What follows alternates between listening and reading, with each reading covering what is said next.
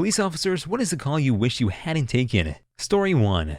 It was my third shift and I was still getting used to how the station carried out their patrols. I was only 19 at the time. We had just picked up some food and headed back to the station when we got a call over the radio asking to come down to the train line because the driver had hit something. We arrived at the tracks where 2 trains had been stopped. It was part of the line where there were a lot of swans, so we thought it would just be the usual. We walked up alongside the train and sure enough we saw a swan, or what was left of it. About 10 meters up from that we saw a pencil case.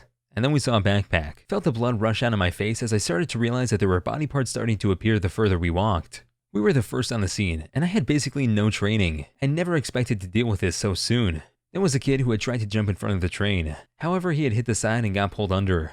The wheels made quick work of him, unfortunately. Myself and my partner decided to pull what was left of him from under the train, so the ambulance crew could have a quick getaway with the body. What really sticks out in my mind was the fact that people on the train were putting their phones out the window with the flashlights on, shouting at us for the delay. I didn't know how to respond. I thought I was going to pass out. I just felt like turning around and pretending it never happened. I had to take a statement from the driver. He had been a train driver for over 30 years, and the poor man couldn't speak to me. He couldn't speak to anyone. He retired the next day. The young boy had committed suicide, and we needed one of his relatives to identify the body. His uncle was a sergeant at the time, and he fainted when he saw the few pieces of him that were left. He also retired the following day.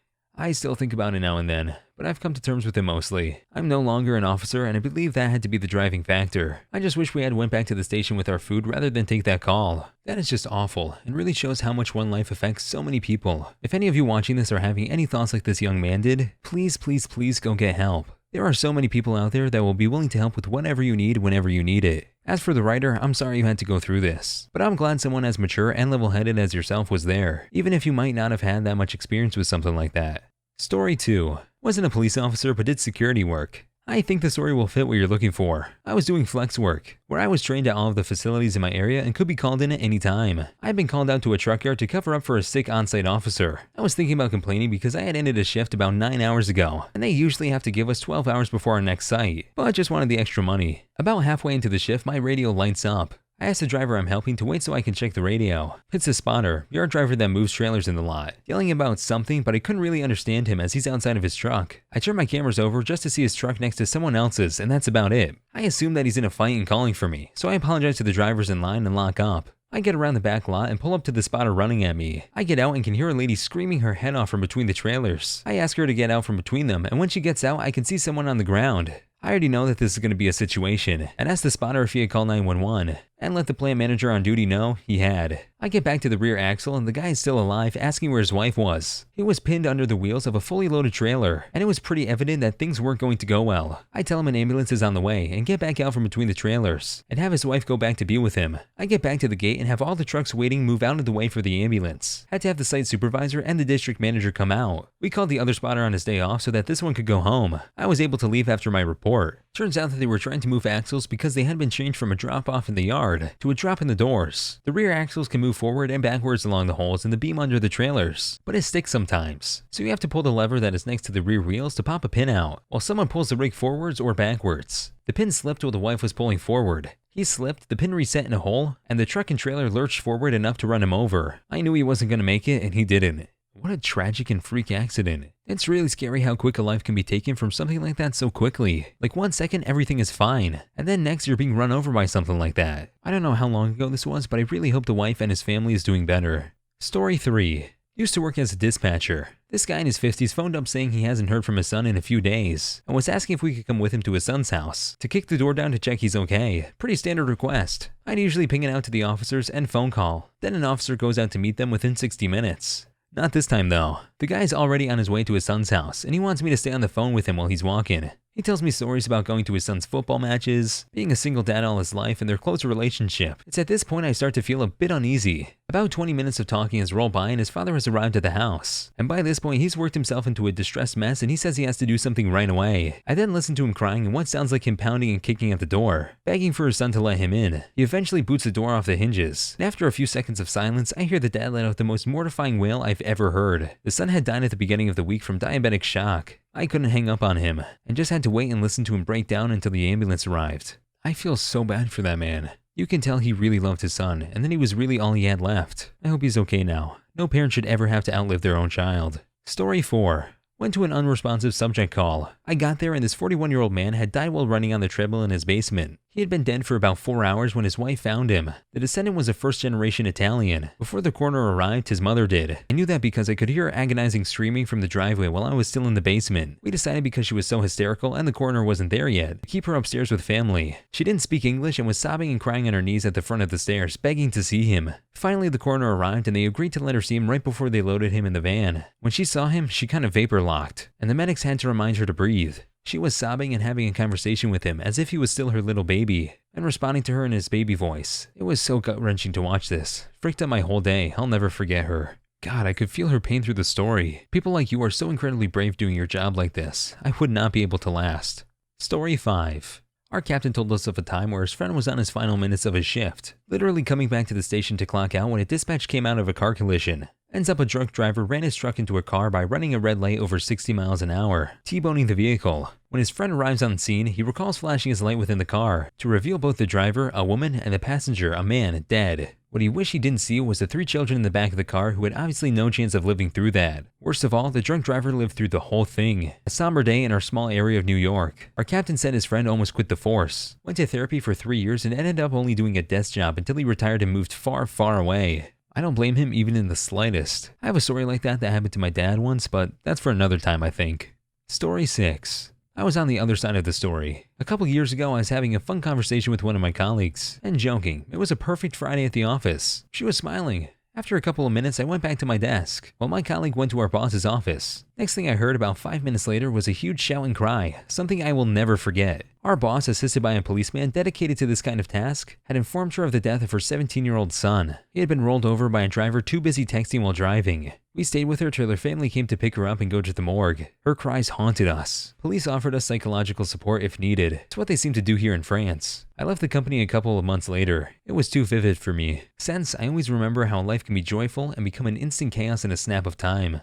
Life really is fragile, and just like that can be gone. If only more people would realize this and not do stupid stuff like text and drive. No message is worth your life or somebody else's. Story 7. From my father, who's a firefighter, but still joins police in many calls involving traffic accidents. Years ago, him and his team went out to A1 on the highway just outside our hometown. 2 girls had been trying to catch a ride at the site of the road for some time, when apparently they decided to cross the south-headed lane. Why they decided to cross the road was never mentioned to me, but one of the girls made it and went to turn around to talk to her friend, when she witnessed her get run over by a truck going 100 kilometers per hour. My dad spent the rest of that call helping paramedics and police on the highway scooping up the girl's friends with shovels. I think I just threw up. How does someone do that kind of job? I can imagine the kind of trauma that must bring on a person.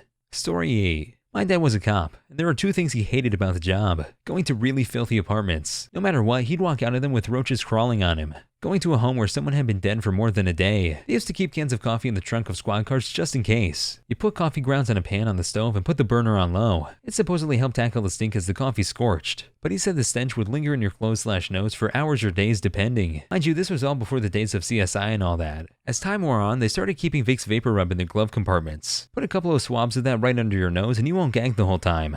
Finally, one that isn't super depressing. Still not great because someone died, but more informative than sad. I wonder how they came up with the idea. Like, who was the first to try it and why? Story 9. Father worked as a dispatcher as a kid saving money for a trip. The worst call or calls he ever took was from a man in his 50s, calling the station to let him know he was going to kill himself. My father spoke to the man for as long as he could before he hung up the phone. He had to skip a phone call because he was so disturbed and broken mentally. The next phone call was from a 5-year-old boy, who explained to my father that his dad had just shot himself with a shotgun on the back porch. After the phone call ended, my dad got up and left for the day, and no one questioned his decision. How could they after that? I'd be surprised if he didn't just retire. Story 10. From my dad. He responded to reports of a moving truck crash. When he got there, a U-Haul type van had rolled over in a ditch and the father was standing on the side of the road, with 3rd-degree burns holding his decapitated 4-year-old son. Another officer found the boy's head between the passenger door and his seat. The man died 2 weeks later from his injuries. The worst part? His wife watched the whole thing. She was following the van with her 3-year-old in the car. She lost her husband, her son, and everything she owned all in the matter of seconds. Oh my God. I can't imagine what went through any of your minds, especially the wife's. That one's definitely gonna haunt my dreams. Story 11. Former police dispatcher here. Lady got engaged to the love of her life. They had a beach party, and 2 to 3 hours after he proposed, he went swimming, well pissed drunk. Had to spend 15 minutes talking to a woman while our diver found her fiancé. No current, so it was a quick dive, but I'll never forget that call, or her voice. What a brutal emotional swing in a day. That job freaked me up. I would imagine. These stories are freaking me up. Story 12. We had to work at a social service for one day week at my high school. I got to drive with the EMTs for one day. Motorcycle crash. They said I should not see this and just go pick up the helmet that flew away. It wasn't just the helmet. The driver got decapitated. I went to pick up the head, only realized it halfway back. I dropped the helmet and had to puke. My school stopped doing those things. Geez, in high school? Why not just not allow those types of jobs? Story 13. You know what's weird? I remember going to calls that upset me or bothered me, but I can't really recall them right now that I'm put on the spot. I wonder if this is my brain helping me cope. I hope this is healthy and won't hurt me in the long run. My wife would probably have a better answer as she could remind me of stuff that had bothered me. I always hate going to calls involving death, especially when it's a person who is younger. The walls of grieving family members are horrible. It might be a good thing that you can't really remember. Sometimes some things should just stay in the back of your mind. Story 14. Posted this before. 911 dispatcher. Stayed on the phone with a young kid hiding in his closet for 45 minutes, as his dad beat the ever-loving poop out of his mother in the next room. They lived pretty far out from the nearest dispatch, so it took a while for the officers to get there. I really hope the mother is okay, and I hope that scumbag dad is still rotting in jail. Story 15. My grandpa was a policeman in SC, South Dakota in the 60s to 90s. Him and his partner were the responding officers to Gitche Manitou. 3 poachers murdered 4 teenagers while posing as DEA agents, then sexually assaulted and released the 5th. Grandpa said he and his partner were throwing up everywhere. They were shot close range with 12 gauges. Oh god, I heard about this. I can't imagine being the first responders to a scene as brutal as that. Story 16. Don't feel like telling the whole story, but the lesson is don't let your infant sleep in bed with you. You will not wake up and they will die, and it will be your fault. You know, thanks for not telling the whole story, because just that little bit was enough. Hope you guys enjoyed the video. Please like and subscribe for more videos to come, or else this spider will be in your bed tonight.